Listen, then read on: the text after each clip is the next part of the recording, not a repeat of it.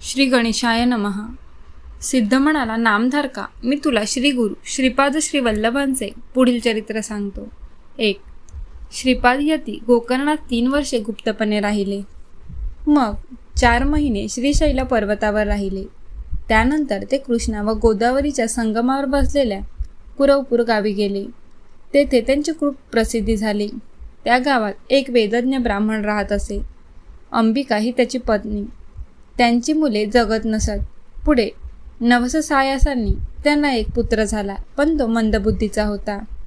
मुंज झाल्यावर पित्याने त्याला विद्याभ्यास शिकवण्याचा खूप प्रयत्न केला, पण अभ्यासात प्रगती होईना.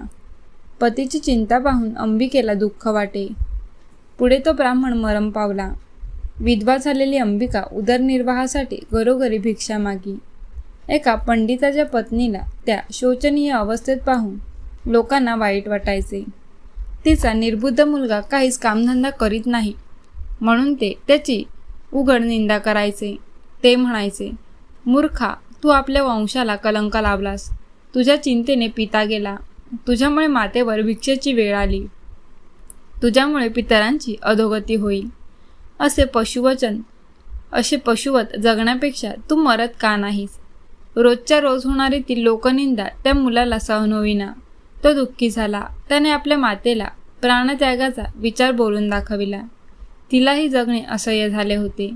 मग दोघांनी आत्महत्या करण्याचे ठरविले. ती दोघे नदीवर गेली. तेथे श्रीपादयती स्नान करीत होते.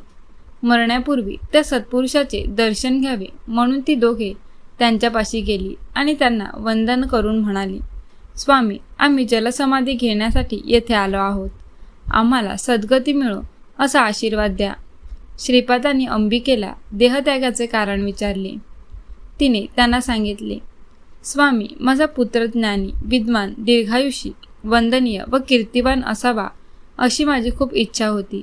ती इच्छा पुढील जन्मात तरी पूर्ण व्हावी, एवढी कृपा करा. अंबिकेची व्यथा ऐकून श्री गुरु कळवळले. ते तिला म्हणाले, बाई, प्रत्येक शनिवारी प्रदोषसमयी शंकराची भावभक्तीने पूजा कर.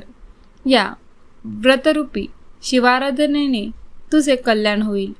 त्यांनी तिला व्रत कथा सांगितली.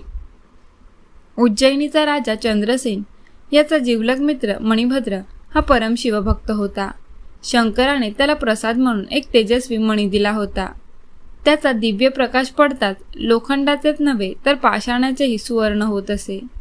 राजा व मणिभद्र दोघेही तो मणी गळ्यात धारण करीत असत. तो मणी मिळवण्यासाठी अनेक राजे प्रयत्नशील होते.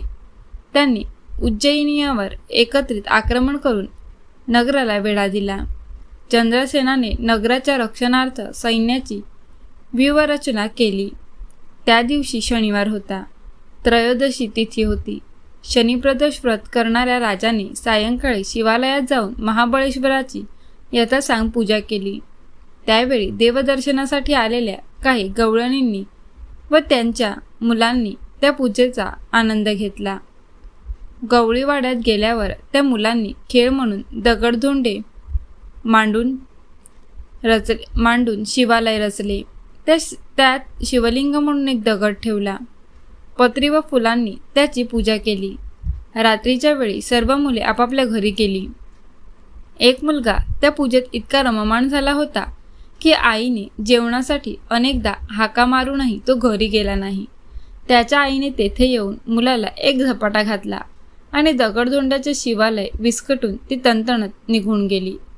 ते पाहून त्या गोपाळ बालकाला खूप दुःख झाले. तो रडू लागला. आता प्राणत्यागच करायचा असा निश्चय करून तो घरी गेलाच नाही. तेथेच लिंग म्हणून मांडलेल्या दगडाकडे पाहत शिवनाम घेऊ लागला. त्याची भक्ती पाहून प्रसन्न झालेल्या शंकराने तेथे एक रत्नखचित शिवालय उत्पन्न केले. त्यात दिव्य शिवलिंग होते. शंकराने गोप बाळकाला दर्शन दिले.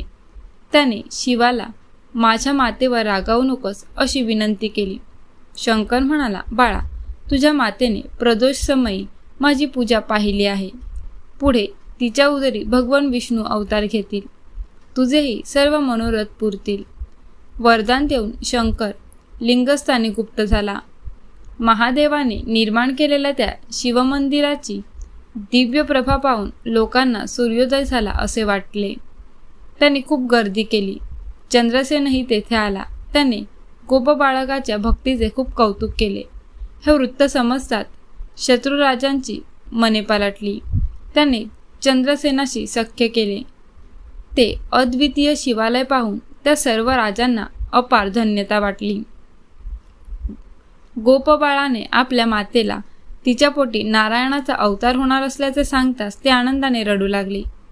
श्री गुरु श्रीपादांनी अंबिकेला शनिवारी प्रदोषकाळी शिवपूजन केल्याने काय सद्भाग्य प्राप्त होते ते पटवून दिले. तिच्या पुत्राच्या मस्तकी आपला वरदहस्त ठेवला. त्यामुळे तो महाविद्वान झाला. त्याचे पांडित्य पाहून ब्रह्मवृंदांनी आश्चर्य व्यक्त केले. त्याची सर्वात मोठी कीर्ती झाली. श्रीपादांनी अंबिकेची इच्छा याच जन्मात पूर्ण केली. त्यानंतर अंबिका श्रीपादांना शिवस्वरूप मानून नित्य प्रदोषकाळी त्यांचीच पूजा करू लागली. तिच्या पुत्राचा विवाह झाला. त्याला पुत्रपौत्रादी सर्व सौख्य लाभले. गुरुकृपेने त्याचे कल्याण झाले.